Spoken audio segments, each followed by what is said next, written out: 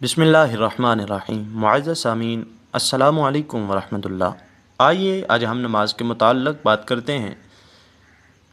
ایک شخص اندھیری رات میں فجر کی نماز پڑھنے کے لیے گھر سے نکلا۔ اندھیرے کی وجہ سے اسے ٹھوکر لگ گئی اور وہ منہ کے بل کیچڑ میں گر گیا۔ کیچڑ سے اٹھ کر وہ گھر واپس آیا اور لباس تبدیل کر کے دوبارہ مسجد کی طرف چل دیا، اور ابھی چند قدم ہی چلا تھا کہ دوبارہ اسے ٹھوکر لگی اور وہ دوبارہ کیچڑ میں گر گیا۔ کیچڑ سے اٹھ کر وہ پھر دوبارہ اپنے گھر گیا، لباس بدلا اور مسجد جانے کے لیے دوبارہ گھر سے نکلا۔ جیسے ہی وہ اپنے گھر سے باہر نکلا تو اس کے دروازے پر اس سے ایک شخص ملا جو اپنے ہاتھ میں روشن چراغ تھامے ہوئے تھا۔ چراغ والا شخص چپ چاپ نمازی کے آگے مسجد کی طرف چل دیا۔ اس مرتبہ چراغ کی روشنی میں نمازی کو مسجد پہنچنے میں کسی دشواری کا سامنا نہیں کرنا پڑا اور وہ خیریت سے مسجد پہنچ گیا۔ مسجد کے دروازے پر پہنچ کر چراغ والا شخص رک گیا۔ نمازی اسے چھوڑ کر مسجد داخل ہو گیا اور نماز ادا کرنے لگا۔ نماز سے فارغ ہو کر وہ مسجد کے باہر آیا تو وہ چراغ والا شخص اس کا انتظار کر رہا تھا تاکہ اس نمازی کو چراغ کی روشنی میں گھر چھوڑائے۔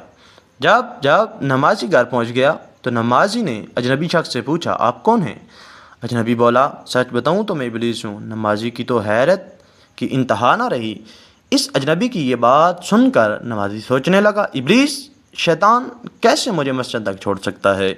اس کا کام تو لوگوں کو بہکانا ہے۔ تو اس شخص نے بڑی حیرت کے ساتھ ابلیس سے پوچھا، تجھے تو میری نماز رہ جانے پہ خوش ہو جانا چاہیے تھا، مگر تم تو چراغ کی روشنی میں مجھے مسجد تک چھوڑنے آئے۔ ابلیس نے جواب دیا کہ جب تمہیں پہلی ٹھوکر لگی اور تم لباس تبدیل کر کے مسجد کی طرف پلٹے تو اللہ تعالیٰ نے تیرے سارے گناہ معاف فرما دیے، اور جب تمہیں دوسری ٹھوکر لگی تو اللہ تعالیٰ نے تمہارے پورے خاندان کو بخش دیا، جس پر مجھے فکر ہوئی کہ اگر اب تمہیں ٹھوکر لگی تو اللہ تعالیٰ کہیں تمہارے اس عمل کی بدولت تمہارے سارے گناہوں کی مغفرت نہ فرمائے، اس لیے میں چراغ لے کر آیا ہوں کہ تم بغیر گرے مسجد تک پہنچ جاؤ۔ اور اس شخص نے جیسے ہی یہ بات سنی تو اس نے اللہ تعالیٰ کی بارگاہ میں اپنا سر جھکا کر اللہ کا شکر ادا کیا۔